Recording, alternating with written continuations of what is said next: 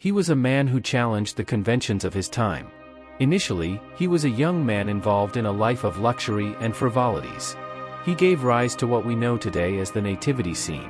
He is more than the patron saint of animals. So, do you know who I'm talking about? Discover now 8 curiosities about Saint Francis of Assisi. 8. Saint Francis, a light amidst darkness. Saint Francis of Assisi, born in July 1182 in Assisi, Italy, is a remarkable figure in religious and social history. His life and work transcend time, shining as a bright light amidst the darkness of his era. The story of Saint Francis is marked by a profound commitment to values of humility, simplicity, and love for others, contrasting with the historical and social context of the 13th century. In the Middle Ages, an era characterized by conflicts, diseases, and inequalities, Saint Francis emerged as a beacon of hope. His journey began in an affluent family, but he chose to tread a path of material detachment and service to the less fortunate. The decision to renounce worldly riches in favor of a deeper spiritual life was a revolutionary and challenging act against the norms of society at the time. By establishing the Franciscan Order and embracing a life of voluntary poverty, Saint Francis inspired many to follow in his footsteps. His unique approach to spirituality emphasized a connection with nature, compassion for the less fortunate, and the pursuit of inner peace. Through his simple yet impactful preachings, he managed to attract followers and transform lives. 7. Youth and War. The youth of Saint Francis of Assisi was initially marked by a luxurious and proud life within his affluent family in Assisi, Italy. Francis enjoyed the privileges associated with his elevated social position. His family, dedicated to the textile trade, provided him with a solid education and access to the material comforts of the time. However, his trajectory took a significant turn when, driven by an inner calling and spiritual influences, Francis abandoned his life of luxury and decided to follow a path of simplicity and renunciation. The break with material wealth became more evident when he volunteered to participate in a war against the city of Perugia. During the conflict, Francis was captured and spent a significant period in prison. This time of seclusion was a turning point in his life, marked by deep reflections and self-examination. The contrast between his previous life, characterized by indulgences and worldly ambitions, and the reality of prison led Saint Francis to question the purpose of his existence and to consider alternative paths.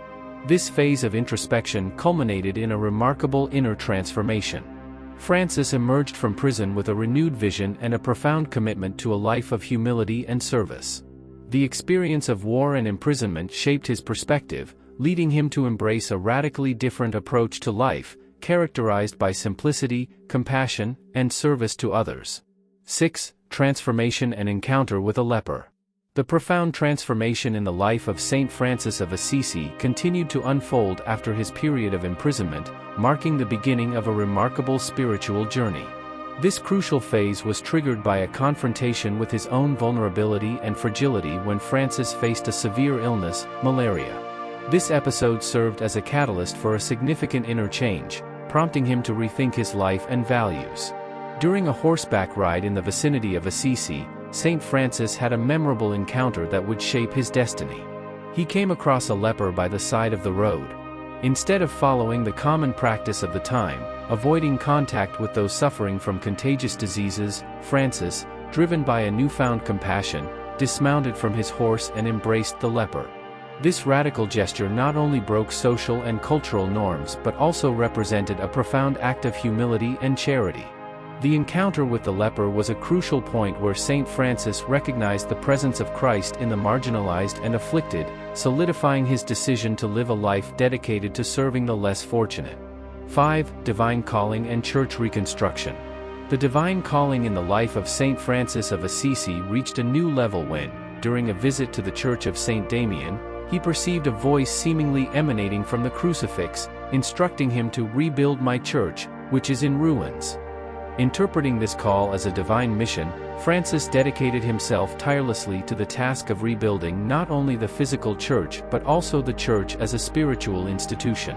To fund the reconstruction of the Church of Saint Damien, Saint Francis made a radical decision to sell textiles from his family's shop. Francis's choice to use the financial resources obtained for the church's reconstruction, rather than for his own comfort, reflects his devotion to the divine mission and his desire to restore not only buildings but also spirituality within the Christian community. Francis's decision to confront his own father regarding the sale of textiles and the renunciation of the family inheritance was a courageous and challenging step. 4. Life as a Franciscan and the growth of the order. Saint Francis of Assisi's decision to live a possessionless life dedicated to charity and service to the less fortunate solidified during his journey as a Franciscan. This period of his life was marked by the rigorous practice of voluntary poverty, symbolized by the complete renunciation of material wealth. Francis, along with his followers, adopted a simple and unluxurious lifestyle, seeking to live in accordance with the evangelical teachings of humility and love for one's neighbor. The heart of the Franciscan approach was the formation of the Order of Friars Minor, known as the Franciscans. This order, founded by Saint Francis, was approved by Pope Innocent III in 1209. The Franciscan friars committed themselves to the principles of poverty, chastity, and obedience, living in fraternal communities and dedicating themselves to selfless service. The rapid growth and spread of the order highlighted the attractiveness of its message and the universal appeal of its commitment to simplicity and charity. Another significant milestone in the expansion of the Franciscan movement was the establishment of the Poor Clares, a female order inspired by the ideals of Saint Francis. Founded by Saint Clare, a devout follower of Francis, the Poor Clares adopted similar principles of poverty and service but adapted to the monastic life of women. This expansion to a female order reflected the inclusive and egalitarian nature of the Franciscan message, challenging the social norms of the time regarding women. The growth of both the Franciscan and Poor Clare orders witnessed the spread of these values and the lasting influence of Saint Francis's legacy in the history of the Catholic Church. 3. Christmas Nativity and Evangelization.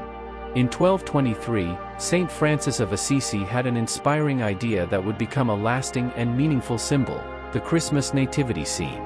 During the Christmas celebration in the town of Greccio, Francis proposed the live representation of the birth of Jesus, with a scene that included a manger, animals, and figures depicting the Holy Family. This initiative aimed to make the event of Christ's birth more tangible and accessible to ordinary people. The live representation of the Christmas nativity scene was well received by the community, touching people's hearts deeply. The simplicity and authenticity of the representation highlighted the fundamental values of humility and love present in the birth of Jesus.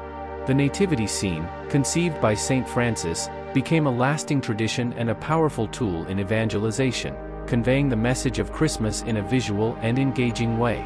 The nativity scene initiative not only promoted spiritual reflection but also had tangible impacts on the conversion of many people.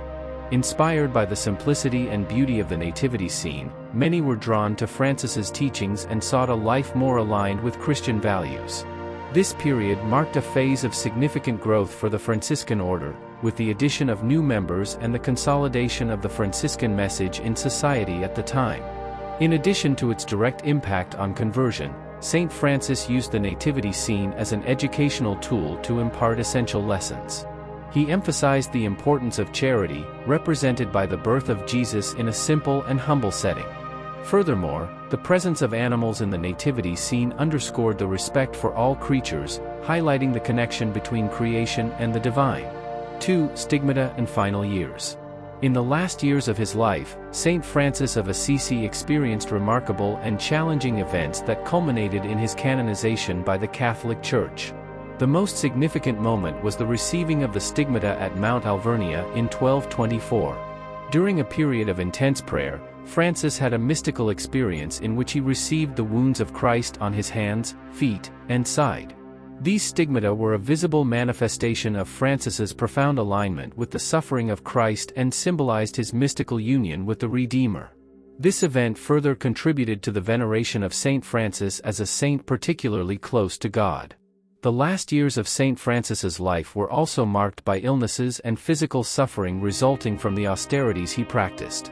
His health deteriorated, but even amid the pain, Francis continued to radiate a serenity and joy that inspired those around him. During this period, Saint Francis composed the famous Canticle of the Creatures, also known as the Canticle of Brother Sunday. This poetry reflects Francis's deep spirituality, celebrating creation as an expression of divine love. The canticle is an ode of gratitude and praise to God for all creatures, recognizing the divine presence in nature and calling each element of creation a brother or sister. Saint Francis's death occurred in 1226, in Assisi. Before his departure, he chose to be taken to the Porziuncula, where his body would rest. 1. Canonization and Legacy. The canonization of Saint Francis of Assisi took place in 1228, just 2 years after his death, under the leadership of Pope Gregory IX. This swift recognition of his holiness highlighted the extraordinary influence and reverence that Francis had gained during his life and after his death. The official canonization ceremony established Saint Francis as a saint of the Catholic Church, granting him a special position of veneration and intercession for the faithful. The relics of Saint Francis are preserved in the Basilica of Saint Francis of Assisi, built in his honor in the city of Assisi, Italy. The basilica complex includes the crypt where Francis's mortal remains rest and has become a significant pilgrimage site for devotees from around the world.